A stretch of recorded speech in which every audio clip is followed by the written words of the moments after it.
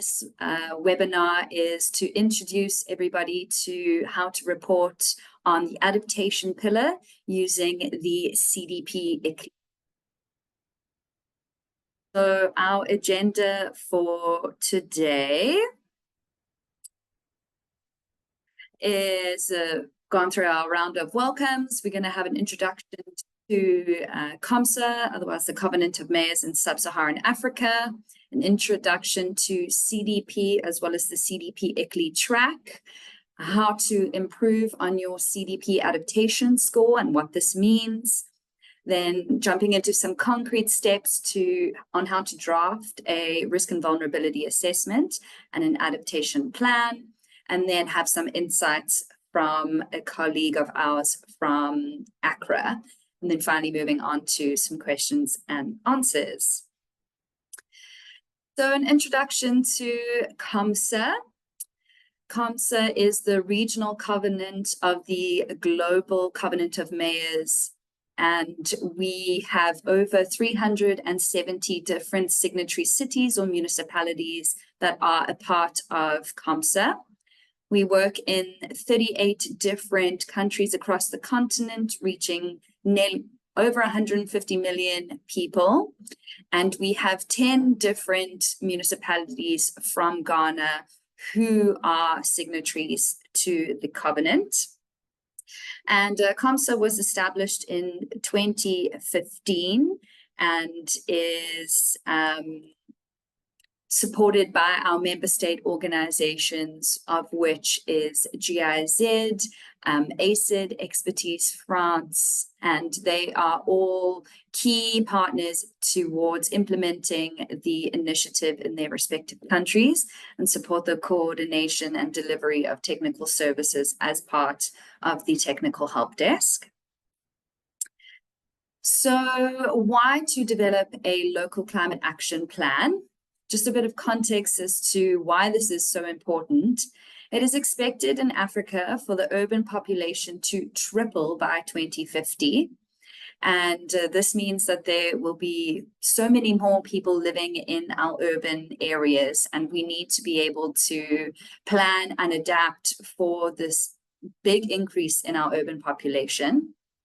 And historically, cities in Africa have only contributed 4% to the global greenhouse gas emissions, and as a whole has only received 3% of the total climate finance that is allocated at a global level, and that our urban adaptation finance is a smaller fraction of this 3%. So really highlighting that there needs to be a lot done in order for us to tackle the impacts of climate change at the local level under these changing conditions. And for climate finance to be unlocked at the local level, there needs to be a lot of planning that is required, as well as priority actions need to be determined based on evidence. So this infographic outlines the access and climate action planning journey. And this acronym, the CERCAP, is what our signatories commit to developing when they join the CoMSA initiative. So this Sustainable Energy Access and Climate Action Plan is a comprehensive document that allows our cities to understand what is taking place at the local level under 3 different pillars. So we have our mitigation pillar, our adaptation pillar, which is our focus today, and our access to energy pillar. And so under these 3 different pillars, there are a variety of baseline assessments that need to be undertaken to help us paint an understanding of what is happening at the local level. And by having this these baseline studies or this evidence about what is taking place at the local level, we can set goals and targets in alignment with these 3 pillars.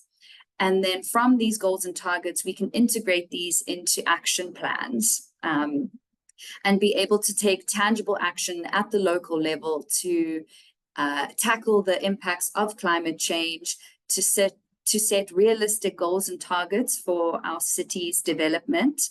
And this is what we are highlighting today as being important to report on.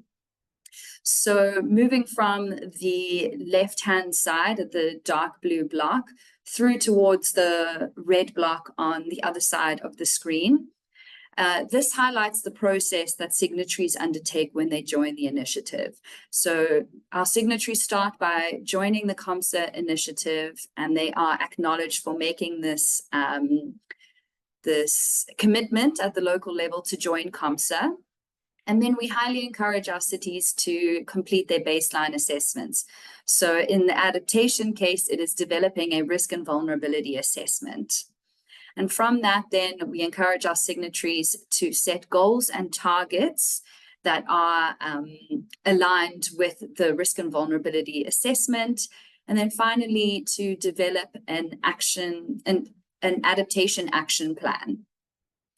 And you will see underneath the complete baseline assessments, underneath setting goals and targets, and underneath developing and integrating action plans, there are little badges. And these are the opportunities where our signatories are encouraged to report on their climate data. So once having developed a climate action plan or setting goals and targets or developing your risk and vulnerability assessment, these are your opportunities to report on your climate data. And today we will be talking about where to report and how to report. So moving on, I'm going to hand over to Leah, and she's going to start us off about why cities need to act. Thank you very much. And yeah, you've touched on this already, Megan, but yeah, the majority of our global population lives in cities, so it's 55% and rising. And from the over 1,000 cities that report to us, 93% have said that they are facing significant climate risks. And they also said that for 74% of cities, climate change is increasing the risks for the already vulnerable populations. But at the same time, 41% of the cities have not yet conducted a climate risks and vulnerability assessment. So that means that they really don't have a clear visibility of who exactly is at risk, and therefore cannot take effective actions to protect those populations. Next slide, please.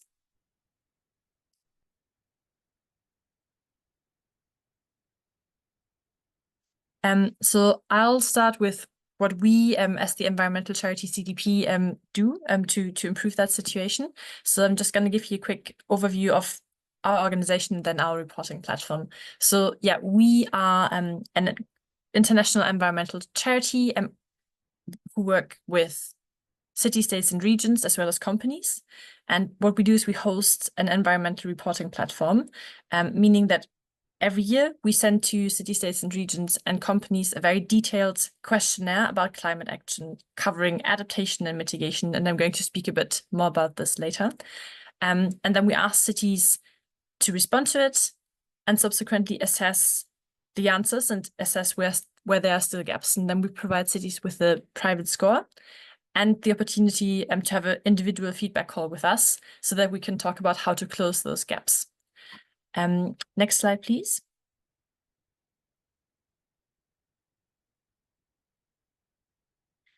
And our motto is very simply, you cannot manage what you don't measure beforehand. So we really try to support cities in, first of all, finding out where the gaps are, how climate change affects the municipality, and then how to manage that situation best.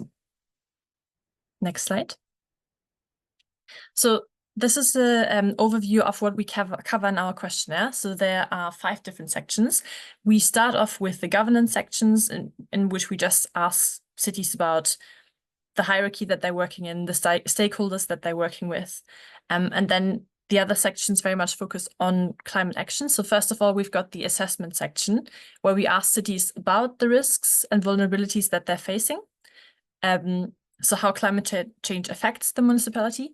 And then we ask them about what kind of emissions they are producing within the municipality, so how they are actually contributing as well through their emissions to climate change. And then we ask sector-specific data, mostly about transport and energy. After we know what the situation is, after the assessment is done, we move on to set targets to address the situation. And that would be adaptation goals and emission reduction goals, and then as well sector-specific targets such as renewable energy, for example. After the targets are set, we get a bit more specific and ask for any plans that maybe have already been developed that can be uploaded there. And then last but not least, we ask for the most impactful actions with regards to adaptation and with regards to reducing emissions that cities have already been taking to fulfill the targets that they have set themselves.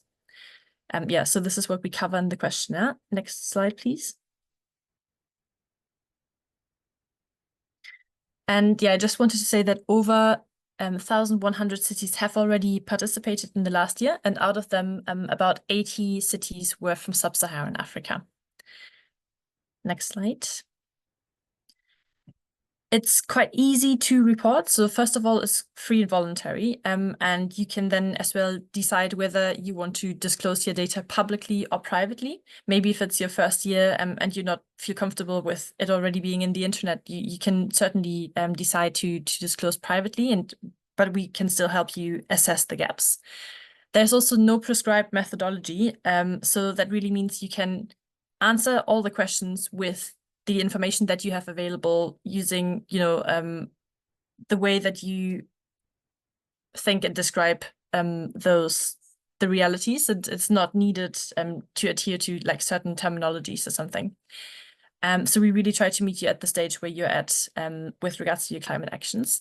And we provide guidance throughout. We've got written guidance, but I'm also here to assist you personally with any questions that you may have.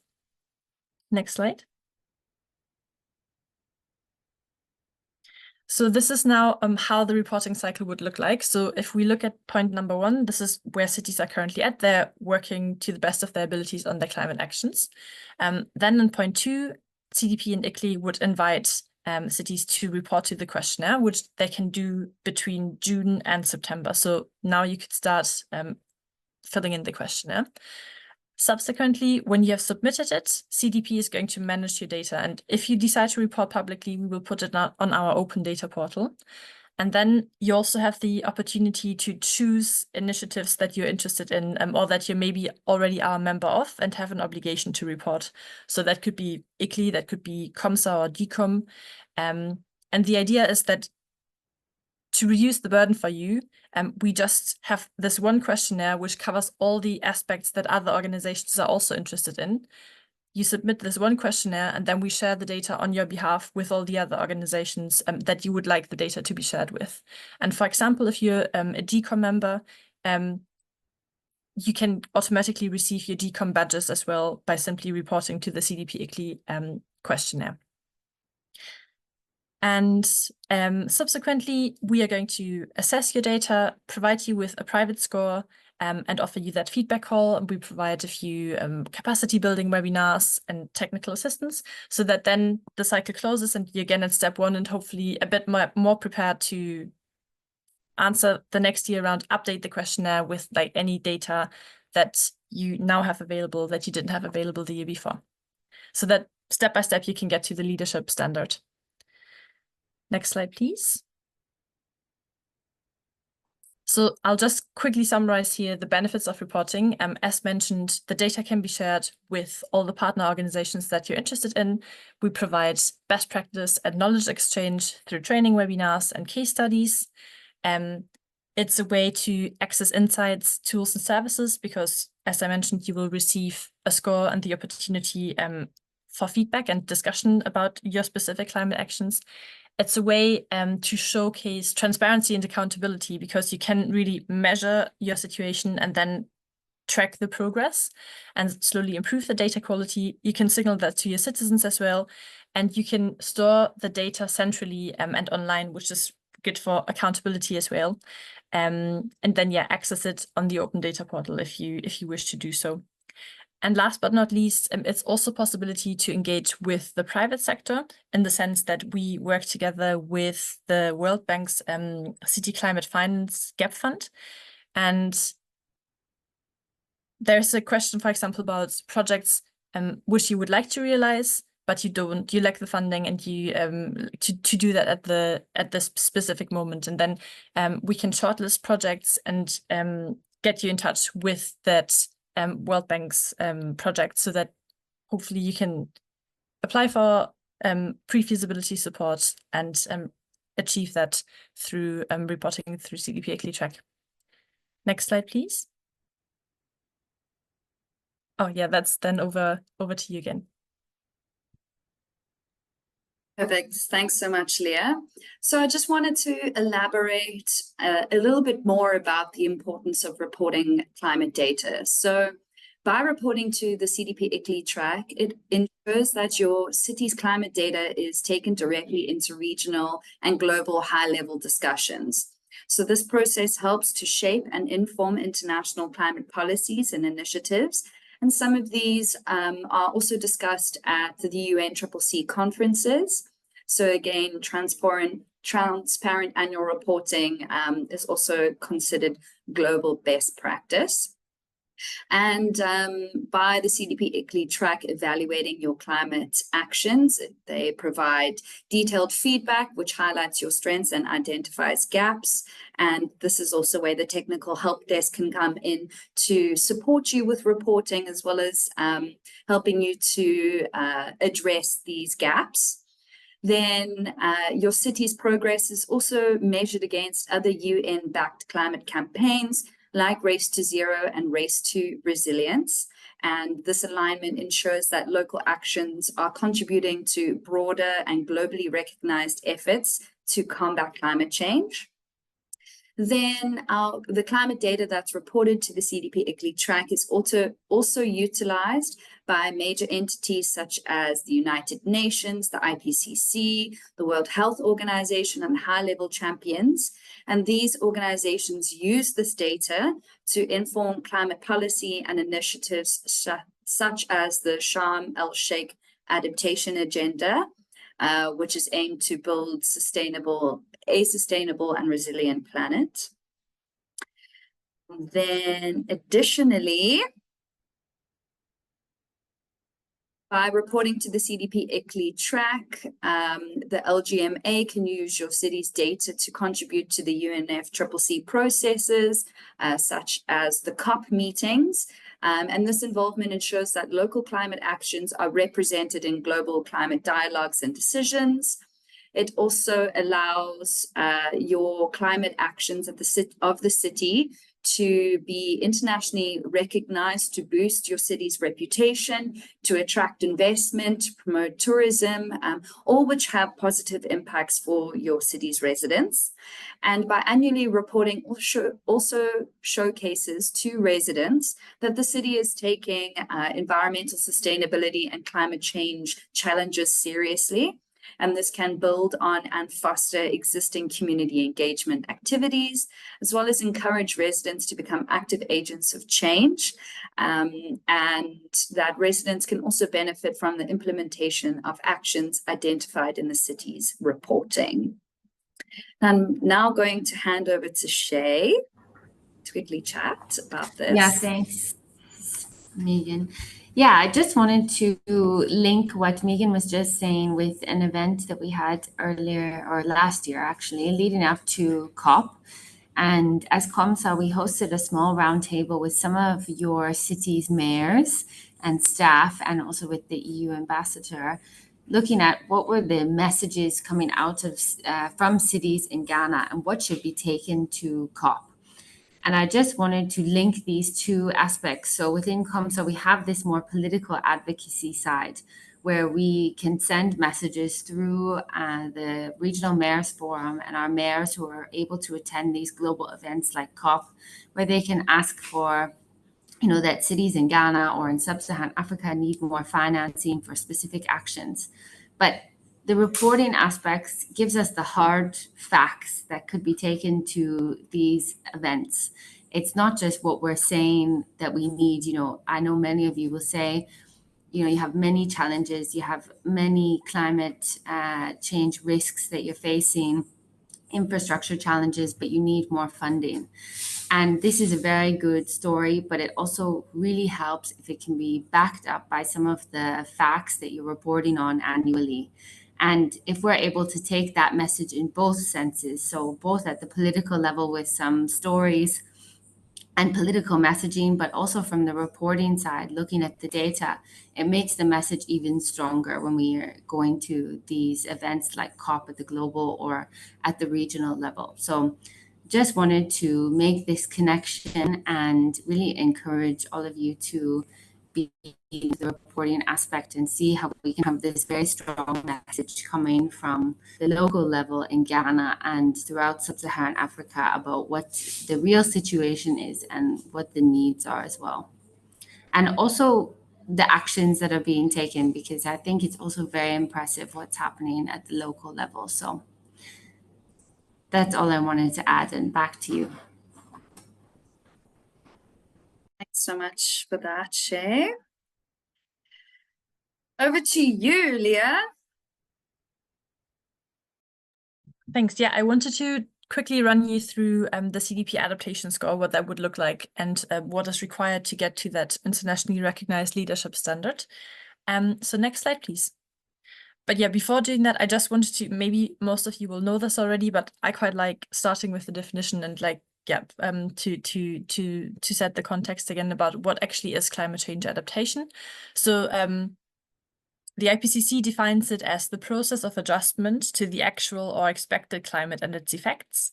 And adaptation seeks to moderate or avoid harm and to benefit from opportunities where possible.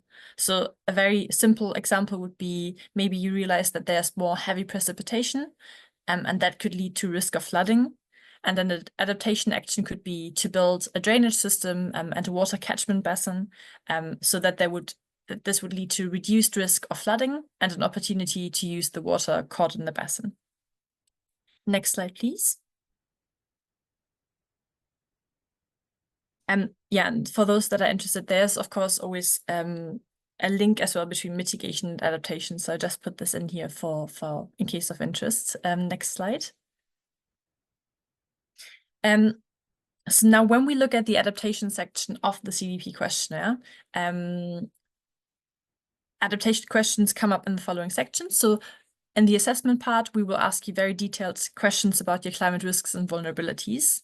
Then in the targets section, we ask you to set up to, well, ideally 3 adaptation goals. In the planning section, we ask you to upload, if already available, any adaptation plans or integrated climate action plans. And then in the action section, we ask for concrete adaptation actions that you find the most impactful in your municipality. Next slide.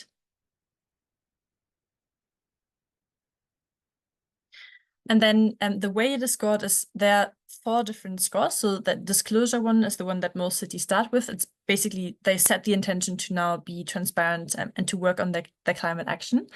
And you basically get all points if you give an answer to every question. And it can also be an answer to say this data is currently not available, or we don't have capacity to build to draft a climate risks assessment because we lack the financing. Like this is very relevant information as well when we like think about how to best support cities.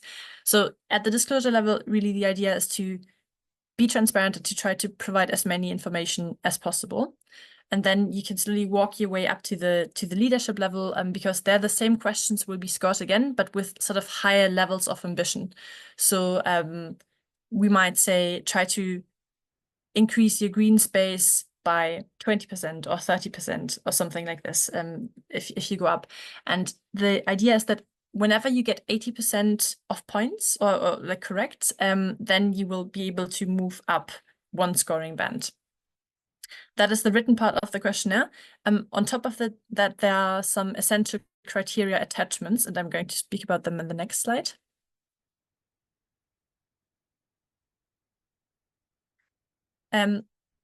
So here, the essential criteria are, apologies, that is actually for 2024 as well, not only in 2022, that for the awareness score, you just need to report a climate hazard.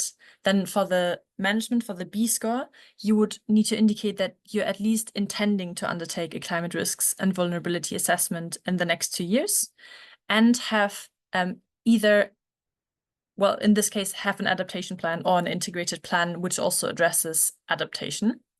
And then for the leadership score, for the A score, which 9 cities in Africa actually received last year, you need to have a climate risks and vulnerability assessment. You need to have a fully reported adaptation goal and have an adaptation plan or integrated plan addressing adaptation. And you need to report publicly as well. Next slide, please.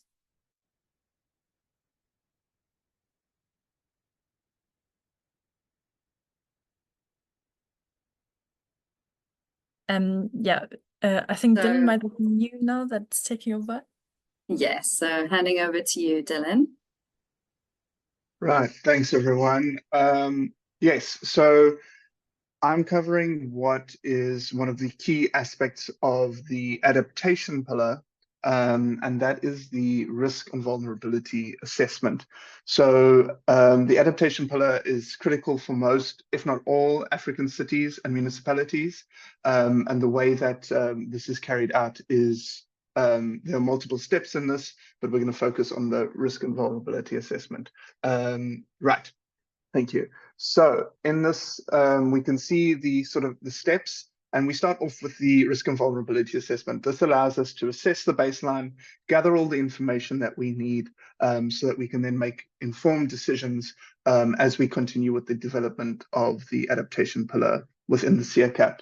And so for today's presentation, we're going to focus on the first 3 steps, which is the risk and vulnerability assessment, and then using that to inform the vision and target setting. And then that will inform action planning within the adaptation pillar. So we can go to the next slide, please. Right. So to undertake a risk and vulnerability assessment, as I said, it's basically establishing a baseline, assessing what is the situation on the ground at the moment. And so it's very heavily focused on data collection. And this is done through multiple sources. You do detailed literature review. So you look at national and local plans, policies, strategies, and related climate change and adaptation documents, as well as local meteorological station or climate data models. So this is the quite intensive literature review process. It is obviously very difficult often to gather a lot of meteorological data at the local level. That's often not available, but any data that is available at the local level is really useful in forming a really strengthened risk and vulnerability assessment. The next step in this would be, or not necessarily next step in the sequence, but another step in this process would be interviews with key local government staff, so those involved in general planning and specific sectors. So again, we're trying to get that key information that we can't get from the literature review. We want to get that from the people who actually are involved in local government, the people that deal with these issues on the day-to-day, and get that information directly from the source. And then finally, another way we gather information for risk and vulnerability assessment is through the participatory workshops with representation from key sectors for adaptation. And this is very, very broad because obviously adaptation impacts quite a broad suite of sectors.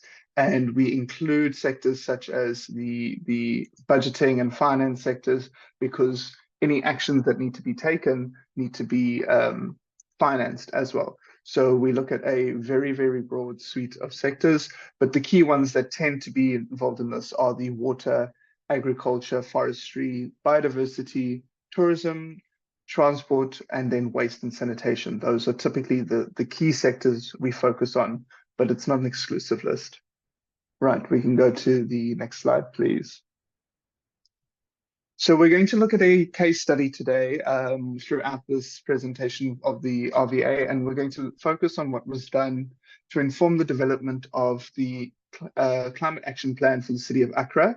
This was developed by the C40s initiative in participation with the Accra Metropolitan Assembly, the AMA.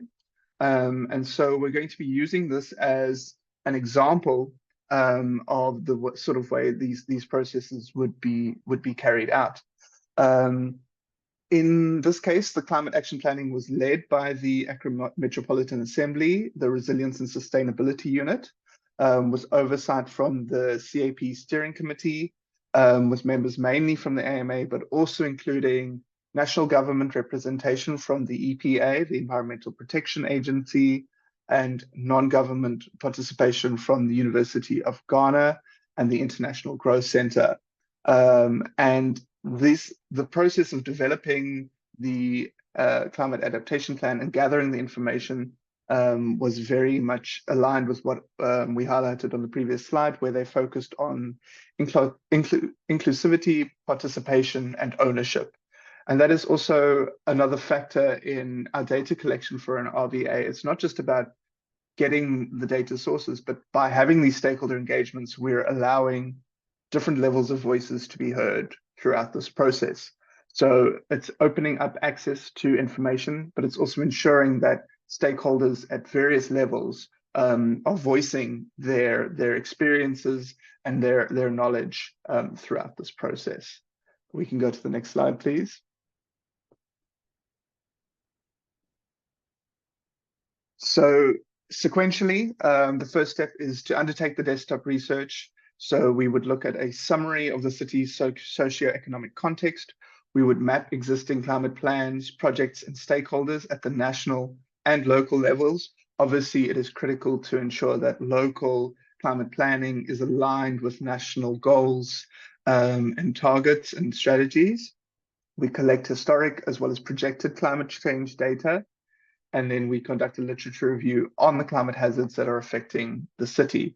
One thing to note there is that we speak of projected climate change data. Obviously, it is something that we work within this risk and vulnerability assessment is the uncertainty of climate change projections. So we will often look at different scenarios. There are certain things that can be predicted with a high level of certainty, such as temperature changes. But things such as precipitation are more difficult to project in the future with reliability.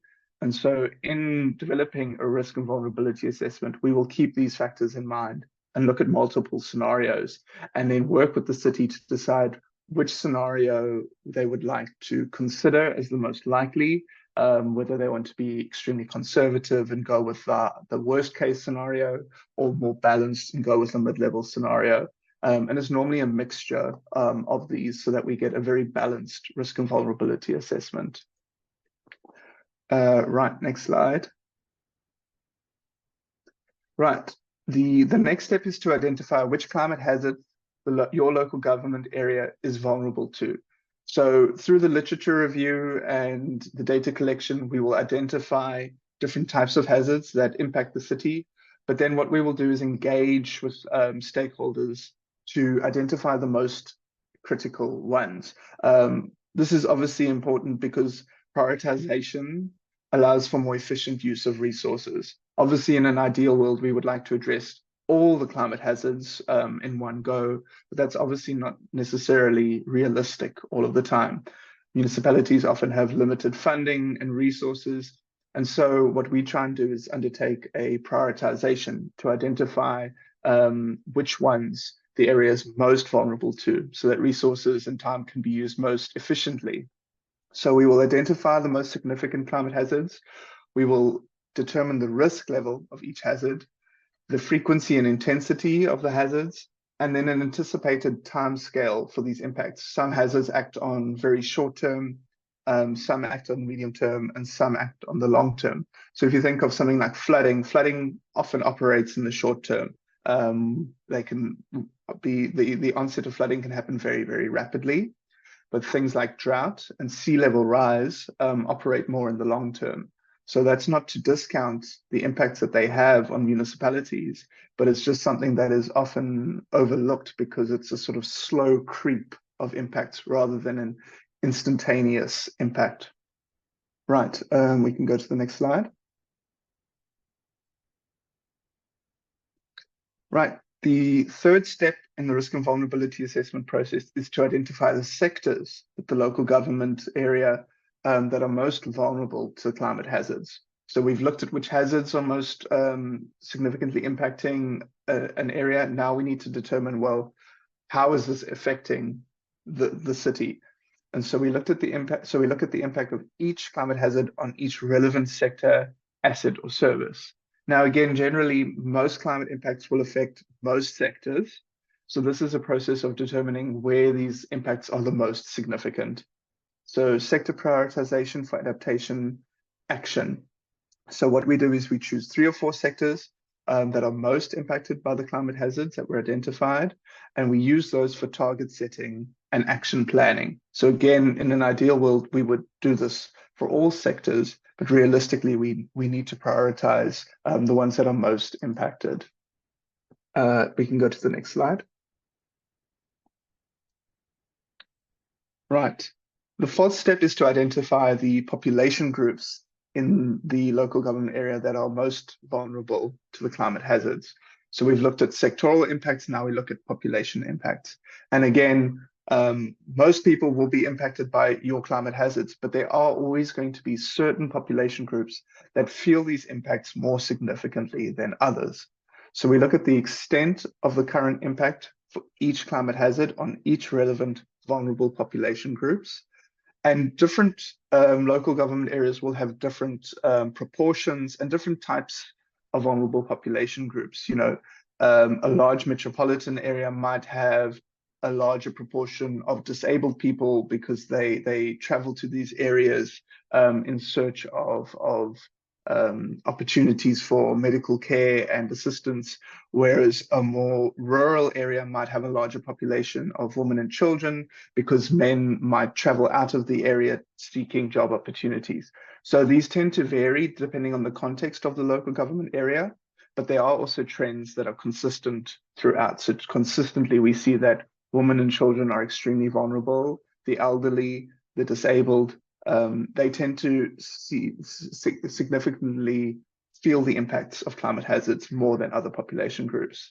And so we look at the population groups expected to be most impacted by future climate hazards and the magnitude of these expected impacts going forward in the future.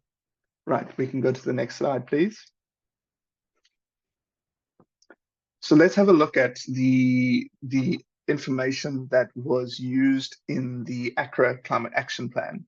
So like I said, we would identify the climate hazards that are most likely to impact them and the sort of change in their intensity and frequency going forward.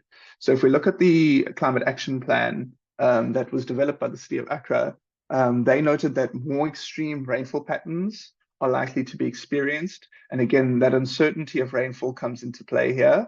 And then what they did is they linked that to an impact, linked this to increased flooding impacts going forward. So the next one that they identified was temperatures, which are set to increase.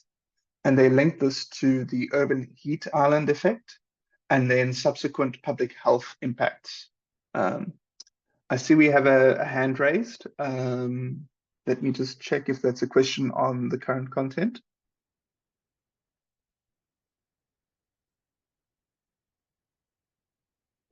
Mame, please go ahead. I see your hand is raised.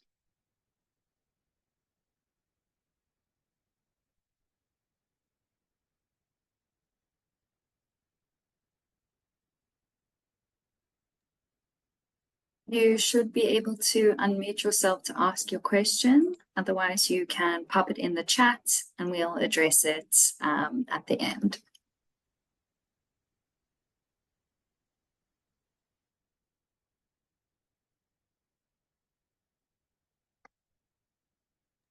I'm not hearing any questions coming through, so I'm going to continue. Please, if you do have any questions, please do pop them in the chat. We will answer all questions throughout the course of the webinar. Right. So as I said, they identified precipitation and a change in temperature as key climate hazards. And then the third climate hazard that they identified was sea level rise. So they noted that sea level rise had been ongoing and it was resulting in the loss of the coastline area. And they showed that this is likely to increase under future conditions. And that they also noted that this would likely be exacerbated by coastal erosion. So the impacts of sea level rise would get worse as a result of coastal erosion, because these two impacts can sort of compound each other together. Right, we can go to the next slide, please. Right, then something that was quite interesting in the Accra Climate Action Plan is that they looked at these sort of transboundary impacts of climate change, which I think is a really good way to sort of get a holistic view at the national level of how national level climate change impacts are going to affect the local level. And so in looking at these transboundary impacts, they noted that food and energy security were the sectors where they had the greatest vulnerability.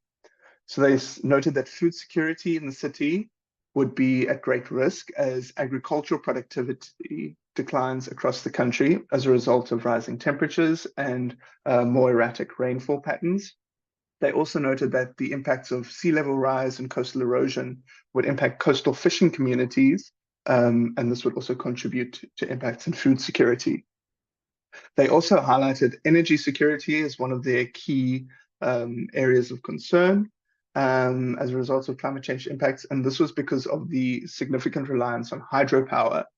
So as temperatures rise and rainfall becomes less predictable and more erratic, you would see an increase in unreliability of your hydropower generation, and this can threaten energy security. And obviously energy security then has significant consequences for all of your other sectors, your manufacturing, your agriculture, production, business sectors, everything, because once your energy security is threatened, it has a cascading effect at a national level. So this was their way of assessing the sectoral impacts of their climate change hazards. Right. I'm going to hand over briefly to Leah, who's going to cover the next slide, which deals with how you would report these climate hazards on the CDP ICLEI track. So in developing your RVA, you go through these steps, you identify these hazards. How would you go about reporting them on the CDP ICLEI track? Yeah, thank you very much. So this is what the questions would look like. So first of all, you would have to identify the climate-related hazard about which you want to report information. So here I've chosen drought as an example. Then you're asked about the vulnerable population groups that are most exposed to this hazard. So here I said low-income households and women and girls. You're also asked about the sectors that are most exposed by the hazard. So I chose agriculture here. You can choose many more from the drop-down menu. Then you're asked to describe in your own words the impacts on vulnerable populations and sectors. So I've just put reduced harvests here for now. We then ask you about the proportion of the population that is exposed to the hazard. And yeah, you can always use indications here like 20 to 30%. And it can be an estimation. It's hard to calculate this precisely. It's impossible in some cases. So estimations are completely fine to add here. The next question is, did this hazard significantly impact your municipality before the reporting year? So you can say yes, no, or simply you don't know the answer to this. The current probability of the hazard, so that could be low or medium high or high, very high. The current magnitude of impact of the hazard. So it could be that it's not very likely that the hazard will materialize, but if it does, the magnitude will be very high. So this is the difference that we're asking for here. The expected future change in hazard intensity, again, maybe something that's not always known. So that is something that you can indicate here as well. The expected future change in the hazard frequency, here I added increasing, and then the time frame of expected future changes. Do you expect it to be in the short term, medium term, long term, or you do not know? Thank you. And back to you, Dylan. Thanks very much for that. Right. So the next step in the RVA process, once you've identified your hazards, sectors, and vulnerable population groups, the next step would be to identify what does it look like to address these hazards and these vulnerabilities. And so that is done through adaptation vision and goal setting. So you would develop an overarching adaptation vision that is aligned with your nationally determined contributions. So again, that alignment at national level is critical. An optional step in this, and it's not required, but it is something that we tend to strongly recommend be done, is to develop quantifiable targets for key sectors identified in the RVA. So typically agriculture, water, forestry, and transport. It's really useful to do this because it allows you to track your progress. It allows you to monitor how well things are being implemented, how well you are implementing these climate actions by having quantifiable targets that you are aiming towards. Again, it's an optional step. So in setting the target or goal, you should include a brief description, the climate hazards that the target or goal addresses, a base year and a target year to contribute to the vision, and an indicator to track the achievement of the target or goal. And one thing that is important to note when we talk about targets, we want them to be SMART. SMART is an acronym some of you may have heard before. It comes up a lot when talking of indicators in any context. And SMART stands for specific, measurable, achievable, realistic, and time-bound. So in that, setting these targets, is it something that is specific to this climate hazard that you're talking about? Can you measure it? Can you quantify the change? Can you quantify the progress? Is it achievable? Is it something that is physically possible? Is it realistic? You know, is it something that is able to be funded and carried out with the resources that you have? And then time bound, you know, setting a deadline for this so that it's not something that is pushed off into the future and only dealt with later on when it comes time to fill in a report or a progress assessment. We can go to the next slide, please, which Leah's going to cover, that deals with, once you've set this adaptation goal, how do you report it on the CDP track? Exactly. And yeah, we encourage cities to report at least 3 adaptation goals. And an example could be here again. First of all, you identify the adaptation goal. Here it would be the planting of 2,000 trees. Next, you asked, what climate hazard does this goal actually address? So here I selected from the multiple choice options: extreme heat, soil degradation and erosion, air pollution, and loss of green space. You then asked about the base year of the goal. So when did you set this? So here in this example, I set this for 2018. And then the target year of the goal. By when do you want to have completed it? So I said 2030. And last but not least, to make it really a smart adaptation goal that you can track, we ask you for a metric or an indicator as to how you're tracking it. And here, a very simple one would be the numbers of trees planted. So if you want to plant 2,000 trees, you've achieved 50% if you reach 1,000. Back to you, Dylan. I think we have one more slide on measuring progress. Apologies, just because we get many questions on how to set smart adaptation goals, trackable adaptation goals. So I just put some example metrics here, and the RESIN project has like lots of resources on how to set these smart and trackable adaptation goals. So maybe a resource that you might find interesting to read through after this webinar. Thanks. Thanks very much. Right, so once you've established a vision of what it looks like to address the vulnerabilities that you identified through the RVA process, you need to develop actions that can be used to achieve this vision. And so we want quantifiable, smart actions that each directly contribute to achieving the sectoral targets and goals developed in the previous step. So we want actions that should be developed with representation from each priority sector, because again, climate impacts and sectoral functioning is often very interconnected. You know, you can't undertake these actions in a silo. It's something that needs to be done collaboratively. And so we recommend that a participatory workshop is the most appropriate for this step. And this is something that is encouraged throughout the process. You know, participatory workshops are something that operate really, really well because it allows people to engage at different levels, and it allows for different voices to be heard on equal footing when contributing to the different aspects of CEACAP development. We can go to the next slide, please.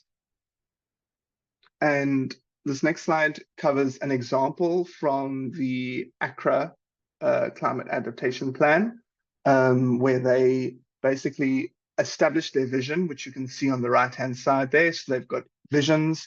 These visions are given a date, and they have measurable targets within them. So this is quite a good example of climate actions that sort of fit within these requirements that we've been highlighting throughout this process. They've categorized them into different sectors. They've aligned them with the SDGs.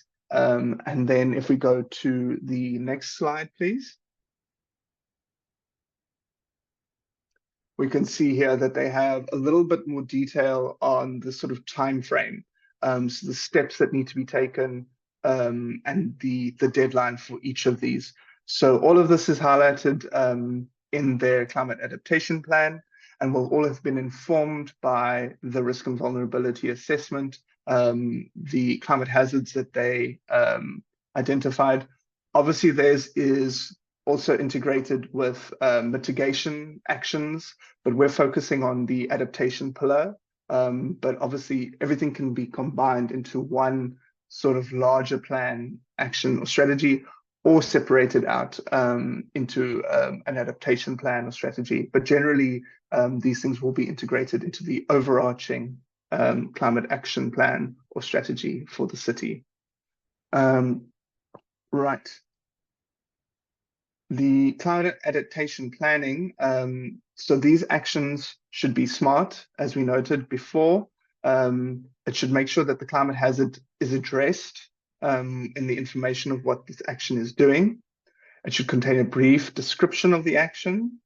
It should also identify who's responsible for implementing these actions. Often in planning processes, it's very easy to come up with actions that address the challenges and vulnerabilities. But what gets more complicated is when we start dealing with the different sort of authorities and mandates. And this can become very complicated at the local government level because certain things are mandated at the national level. So there's often a lot of discussion of who are the relevant implementing agencies, who's responsible. And this is, again, where those participatory workshops are critical because it gets all the people in the room who can speak to it and say, oh, hold on, this department needs to also be involved because their mandate covers X, Y, and Z. But at the national level, this is dictated down. And at the local level, we have authority to do A, B, and C. So another aspect is, again, the implementation timeframe. So establishing a timeline is very critical to this. An optional aspect of this, and it's, again, something that we strongly recommend, is an estimated cost in undertaking this action. It's not required, and it can be done, as we said, estimated cost. It doesn't require detailed budgeting at this stage, but it's very useful in informing a sort of broader budgeting strategy or reform that might be needed to undertake these actions. So again, not required, but it's a very, very useful aspect to consider in your adaptation action planning. And once you've identified these actions, you would obviously then report these actions to the CDP ICLEI track online, which Leah will cover now. Thank you very much. Yeah, and this is the last one of like how to do it on the reporting platform. So the action here that I've chosen is behavioral action. And then the climate hazard that the action addresses is drought that I mentioned earlier. Then you are again asked to describe in your own words the action or to provide a link if you have it online on your website. So here I selected awareness, or I chose that it would be an awareness raising campaign for water saving measures. The next question is about the sectors the adaptation action applies to. So I said water supply. Are there any co-benefits realized? That's not always the case, but sometimes it is. So here I selected increased water security from the drop-down. the time frame for which the increased resilience is expected to last. So this is just a short-term measure in this example. So until 2025, the proportion of the total jurisdiction's population with increased resilience due to the adaptation action. Here again, you can report a range such as 70 to 80%. You can also provide an estimation of the hectares of natural systems with increased resilience due to a specific adaptation action. So you can provide a number here. You asked about the funding sources. So here I selected that it would be the municipality's own resources and that there's also international funding, for example, that helps implement that measure. We then ask you about the status of the action. So that could be in the scoping phase, the implementation phase, post-implementation phase. I selected scoping here. And then whether this action is already included in the climate action plan. In this case, I said no, it's a separate measure. And then the total cost of the action, if you could provide an estimation here as well. And that's it. Thank you. All right, thank you so much to our presenters for everything you have explained thus far. I just want to highlight some additional tools and resources that are available to our CoMSA signatories to support them on reporting and or developing their RVA or other elements of their CERCAP. So we have the JRC guidebook, which outlines the CERCAP development process very in depth. So this is a great resource for all the technical elements of the CERCAP and the requirements. Then we also have the CERCAP toolbox, which is becoming an online course that will be soon available to all of our signatories. But this unpacks the CERCAP pillar by pillar, element by element, and as a resource to help CoMSA focal points to understand how to develop the CERCAP. There are also various templates and participatory workshop material that is available on request to the CoMSA Technical Help Desk. There are existing CERCAP RVAs, target setting and action planning reports that can be used as a reference. There is the COBO tool and free survey tools online that can be utilized, as well as using local meteorological data to help support climate data to the CDP ICLEI track. Then there are also local and national strategies, such as the National Adaptation Plan or the NDCs or local development plans that would be material that is brought into the risk and vulnerability assessments or CERCAPs or whatever you land up developing. And then finally, we also have the CoMSA Climate Finance course, which is available online, which is also an important learning tool to help bring in the cost of what it means to undertake and implement all of these actions. Finally, I would like to invite our speaker from Accra, Mr. Victor Cotti, to just provide some insight into his experience with reporting to the CDP ICLEI track. So Victor, over to you.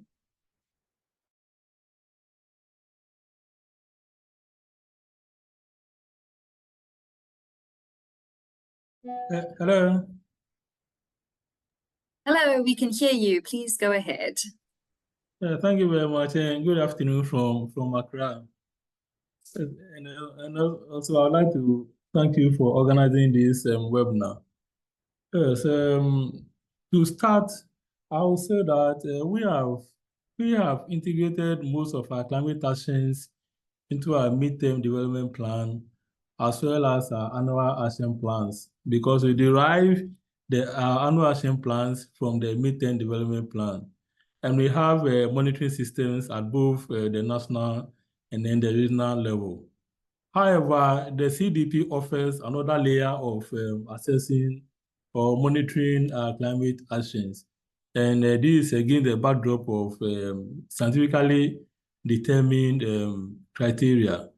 And to me, it's very helpful in enabling us to, apart from uploading activities or achievements on our international platform, it also offers us another criteria to evaluate our activities.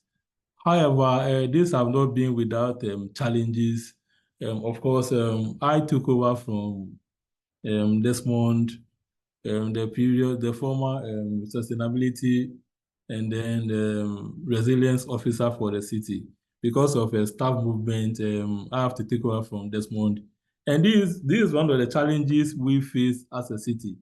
In fact, the team that worked on the climate action plan and then also that started providing data for reporting on the CBD, over 90% are out of the city.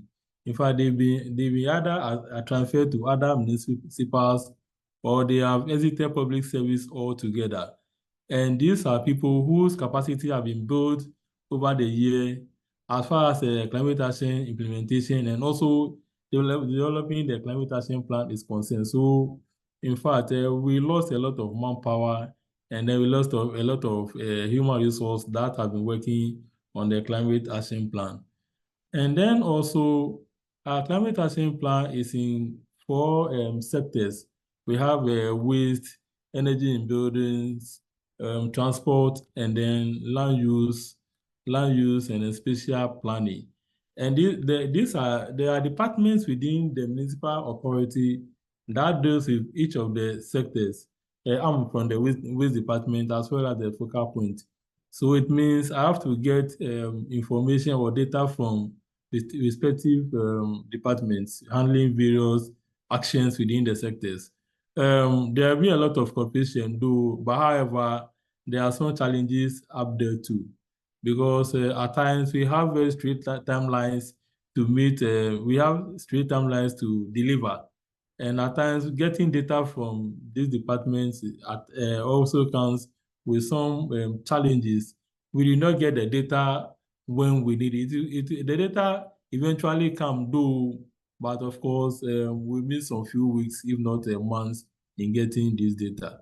And then also we have some activities in our climate action plan that also goes beyond the city level. For example, energy, the city does not entirely control energy and then transport issues. So it means for actions in these sectors and then for tracking and then monitoring activities in this sector, we have to go beyond the jurisdiction of the city. For example, in updating our greenhouse gas inventory, we have to get data from Electricity Company of Ghana because the city doesn't manage electricity in Accra. And it took a lot of time to get this data between myself and then my colleague Evans. It took quite some weeks, if not months, to get the data. And all this contributes to delay in at times, delays in at times submitting or reporting on some of our actions, especially greenhouse gas inventory have been the review of our greenhouse gas inventory have been delayed because of getting data from such sources. And then also in the transport sector, most of our transport system relies on fossil fuel, especially diesel, because we have informal commercial vehicles that are being run by the informal sector, and they depend a lot on diesel for their activities. And to report on transport, we need to get some data on fuel consumption by the transport operators within our city. And that's also another challenge that we encounter because apart from premise fuel that the fisher folks, or that is used in fishing, the city does not control fuel being used by transport companies or informal transport operators. And at times, getting quality data from various sources as far as this is concerned also poses some challenge. And that affects the time frame within which we report on the CDP platforms. However, on the whole, I would say the reporting have been a very eye-opening activity. In fact, it enables us to identify where we fall short and what we need to do to move from one stage of the assessment ladder to the other. And to me, although we've been having some challenges as far as reporting is concerned, I would say that it has also helped us to streamline or shift some of our activities. And then also in reporting on the CDP, one of the things that, one of the challenges encountered was proper documentation and the tracking of activities. We've done a lot of activities, especially in the waste sector. However, because of documentation, we are not able to provide evidence when uploading or when reporting on the CDP platform. So we've also taken note of this, and since last year, we've been very careful in reporting, or we've taken further steps in documenting and then also providing evidence for our activities when it comes to reporting on the CDP. And to me, it's very, very important. It's very, very important because before they weren't paying much attention to the way we do our documentation. And I believe going forward, this will help us in reporting, improving the quality of our report on the CDP. And then also the resources provided by the CDP, especially the guardians and some other tools, have been very helpful to Accra in monitoring and then also tracking our climate adaptation activities. So I would like to end here. If there are some questions, I will gladly respond to them. Thank you. Thank you so much, Victor, for your input on your experience with reporting to the CDP ICLEI track. I know we have one more slide about timelines, and then we will open for questions. So I'm just going to allow Leah to chat about timelines, and then any additional questions we will be answering. So go ahead, Leah.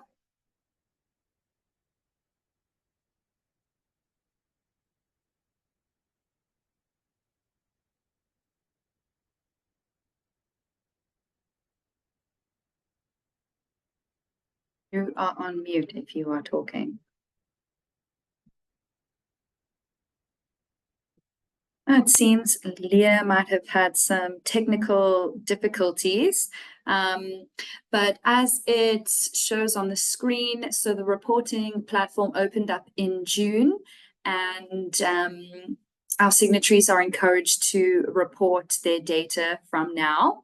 And in August, there will be an opportunity to gain some response checks from CDP as well as from the technical help desk to revise the data that has been submitted. And then in September, the CDP ICLEI track will be closed and all of this climate data will be assessed. In November, the scores from CDP will be released with all of our signatories. And so this is what Leah was talking about earlier. And then in December, we will be offering one-on-one feedback calls where we will be chatting through your areas of improvement, highlighting the gaps that have been identified and how to cover those, and supporting on any additional actions or information that would be required at this time. So that has come to the end of our presentation. So thank you so much for your time and attention. And now the floor will be open for any additional questions that anybody may have about reporting. So if you do have a question, you can pop your hand up in and I will give you speaking permission to ask any additional questions. I know that there was a question as to the funding for the Accra CAP. So this was developed through support from C40 cities through both financial and in-kind support. And then from the technical help desk side, we are able to support with the development of CERCAPs in collaboration with cities. And CoMSA is funded for the support, and we can do this by hosting workshops or co-developing reports with the city.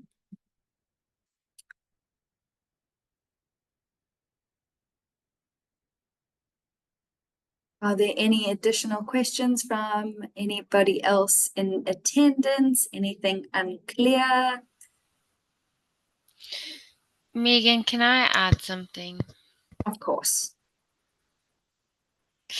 I just wanted to add, I know for context, because I know some of you already have a risk and vulnerability assessment. So specifically, I'm looking at the STMA team, which will work on this together, but also the Cape Coast team and the TEMA team. I know you all have these risk and vulnerability assessments that were supported by the EPA and UNEP.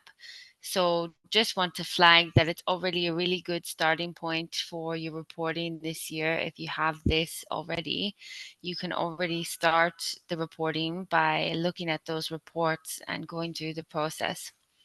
And we're happy to help you do this, as everyone mentioned on the call already. But for those wanting to get in touch with CDP from the local governments, also happy if you copy me. I think I'll put my email in the chat, but I think you should all have my email.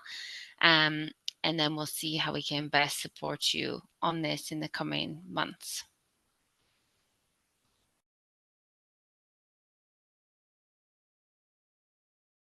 Thanks so much, Shay. All right. Kofi, go ahead. Please ask your question. And that's not a question, it's a comment. Thank you so much for the nice presentation. You know, for about 2 years, I received invitation to report on our city. And we are in the second stage of the journey, which is the climate action plan preparation. So with this education given us, and we thank you for giving us the link to so we can link up with you. And we could also start reporting very soon. Thank you so much for that nice presentation. You are most welcome. Thanks so much. All right. Abu, please go ahead and ask your question. Okay, thank you very much. Let me also say that this was a very interesting presentation. I'm really so happy to learn about this platform. It will help us a lot to report on our issue. I want to find out, is there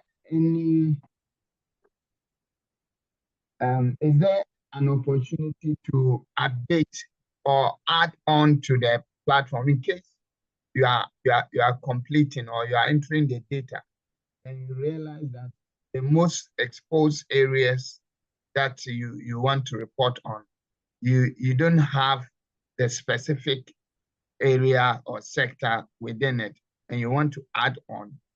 Is there any opportunity for that? And Thank you for that question. So I will tackle that. Yes, there is an opportunity to add additional information through the reporting process. So once you have started your reporting process, as I highlighted in the timeline, there is an opportunity in August to adjust any information. And then once the CDP reporting platform has closed for 2024, you always have the opportunity again in 2025 to add additional information to your city's profile.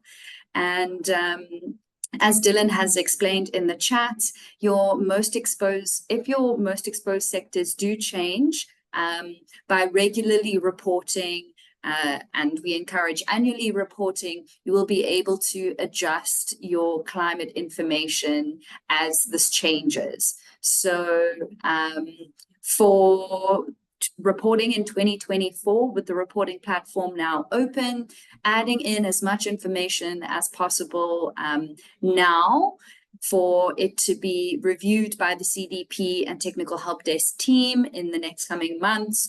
We will then again inform you that you have an opportunity to adjust anything prior to the closing of the reporting platform for this year. And then once we've provided you some feedback, this will help to inform and improve your reporting in 2025. Right. I have one more question for. Go ahead. Yes. So I want to find out. You mentioned that there is a sustainability. You are speaking quite far away from the microphone, and we can't hear you. Can you hear me now? Yes. Okay. I'm asking Accra 2 questions. One is about the Sustainability and Resilience Officer. How was he appointed, and then was he given any type of stipend or salaries? Then the second question is, how are you addressing the challenges that you've mentioned? Because these are challenges other assemblies like STMA will go through in this process. And we want to learn from you how you have been able to address them. Can you tell us some of your strategies that you have used to address them, especially the data collection bit and the transfers? Thank you. Yeah, thank you very much, Abu. Yes, the Resilience and Sustainability Officer office is under the office of the Chief Executive.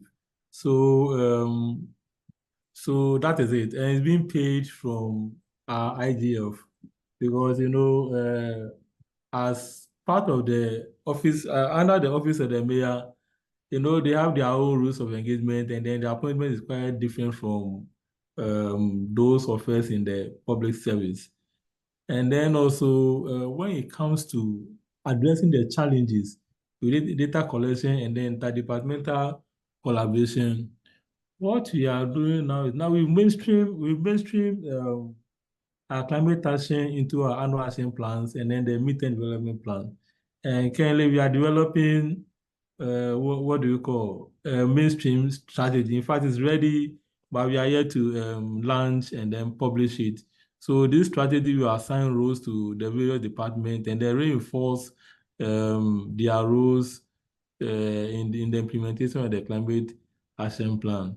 And then also, one way we address this issue is we have a climate governance committee for implementation, climate actions implementation committee. And then also you have the steering committees as well. At the steering committee is the top city management. That's the chief executive, the coordinating director, and then the presiding member, and a couple of heads of departments. And then the climate action implementation committee, we have the heads and then other officers from the various committees, from the various departments that also have some actions within their domain as far as the climate action is concerned. So this is how this is what we've done to be able to get the collaboration of all departments. And then the non-city agencies, like the EPA, Ministry of Energy, Electricity, what we've done is whenever we are having a stakeholder workshops or engagement, we invite them. And the participation has been very, very encouraging. So we'll be able to achieve some kind of collaboration from these institutions outside the city. But of course, we still have some work to do because when it comes to data collection, you have the Data Protection Act to deal with. So it's not every kind of data that we may be able to easily get. We may get but we need to go through some rigorous processes to get said data. For example, data from Electricity Company of Ghana. We need to satisfy some data protection criteria before we are able to get a consumption data of clients. So these are some of the things we are doing to address these challenges. Thank you. All right. Thank you very much. All right, thanks so much. Are there any additional questions from anybody in the audience?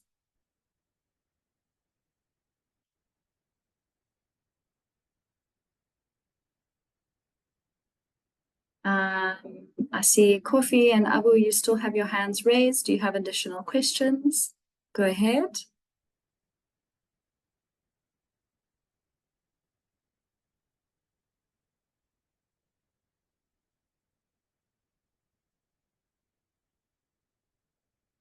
All right, both of those were lowered. Okay, any additional remarks from any of my colleagues on the call, or any last minute questions? I'm giving you a minute.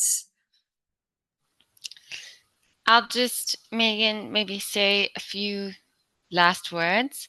Go ahead. And give a chance if anyone else wants to raise their hand. And feel free to also follow up with us if you think of anything afterwards. And we'll also share the recording so you can share with some colleagues who weren't able to attend. I said this earlier, but for those who weren't online yet, I just also want to say thank you very much for taking the time to be here. We know that some of you are on strike right now, so it's especially valued by us that you chose to spend your time with us on this webinar today. So we really appreciate it and hope that you found that it was useful for your climate action planning going forward, and maybe also a bit inspirational for those who haven't started to get thinking about what we could do next. So thanks again, and looking forward to continuing to work with all of you in the coming months. Also, thank you everyone for allowing us to go a little bit over time as well. Your patience is greatly appreciated. Over to you, Leah. Yes, thank you. Apologies, I lost connection again. It happens sometimes. But I just wanted to say as well, thank you very much for everybody who attended. I popped my email address in the chat, so if you're interested in setting up a one-on-one call with me to get introduced to the system, I'm very happy to do that. So just reach out via email and then we can set up a call. Thank you very much.